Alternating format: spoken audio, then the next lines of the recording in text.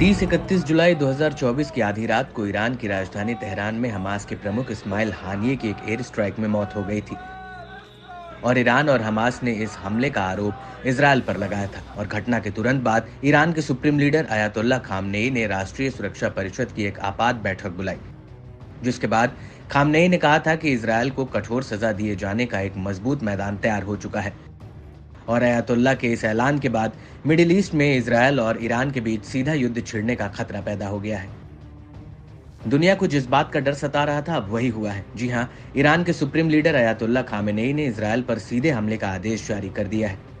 Khamenei ने ईरानी सेना को कह दिया है कि वो सभी फ्रंट के साथ मिलकर इजरायल पर हमला एक साथ टूट पड़े। आपको बता दें कि अमेरिकी अखबार न्यूयॉर्क टाइम्स ने यह खबर 3 ईरानी सूत्रों के हवाले से छापी है।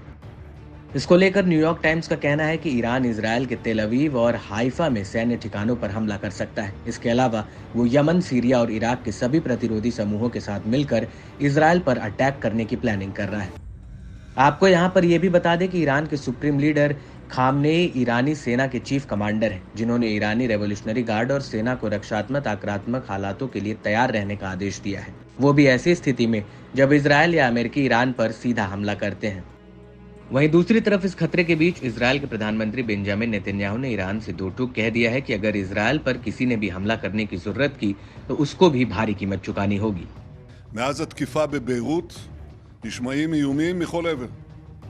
אנחנו ערוכים לכל תרחיש ונעמוד מלוכדים ונחושים מול כל איום.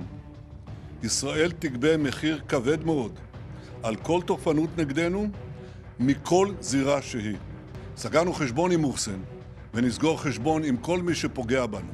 זאת מלחמת קיום מול טבעת חנק של צבאות טרור וטילים שאיראן מבקשת להדק סביב צווארנו.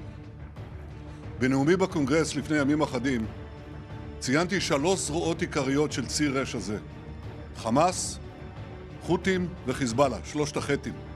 वहीं दूसरी तरफ ईरान के साथ सीधी जंग को देखते हुए इजरायली एयरफोर्स पूरी तरह से मुस्तैद हो गई है। इसको लेकर इजरायली एयरफोर्स के commanding officer major general Tomer Bar का बड़ा बयान सामने आया है। उन्होंने अपने बयान में कहा, इजरायल एयरफोर्स युद्ध के सभी क्षेत्रों में रक्षा और संचालन करती है। हम दर्जनों लड़ाकू जेट्स के साथ इजरायल को घेरते हैं। ड्रोन और मानव युक्त ड्रोन किसी भी परिदृश्य के लिए मिनटों के भीतर तैयार रहते हैं। किसी भी क्षेत्र में हम इजरायलियों को नुकसान पहुंचाने की योजना बनाने वाले किसी भी व्यक्ति के खिलाफ कार्रवाई करेंगे। ऐसा कोई भी स्थान नहीं है जो हमारे लिए हमला करने के लिए बहुत दूर हो। मेजर टोमर बार का कहना है कि इजरायल के चारों तरफ हजारों की संख्या में एयरफोर्स के लड़ाके तैनात हैं, जो किसी भी वक्त किसी भी तरह हमले से निपटने के लिए तैयार हैं। इनमें से सैकड़ों की संख्या में वो लड़ाके हैं जो ड्रोन चलाने में पारंगत हैं। आपको बता दें कि 1 अप्रैल 2024 को सीरिया की राजधानी दमिश्क में ईरानी दूतावास के परिसर पर एक हवाई हमला हुआ था, जिसमें ईरानी सेना की कुद्स फोर्स के लेबनान में इंचार्ज मोहम्मद रेजा जहेदी की मौत हो गई थी। इसके बाद ईरान ने इजरायल पर करीब 350 रॉकेट, ड्रोन और मिसाइल हमले किए थे। हालांकि इनमें से अधिकतर हमले अमेरिका की मदद में नाकाम हो गए थे।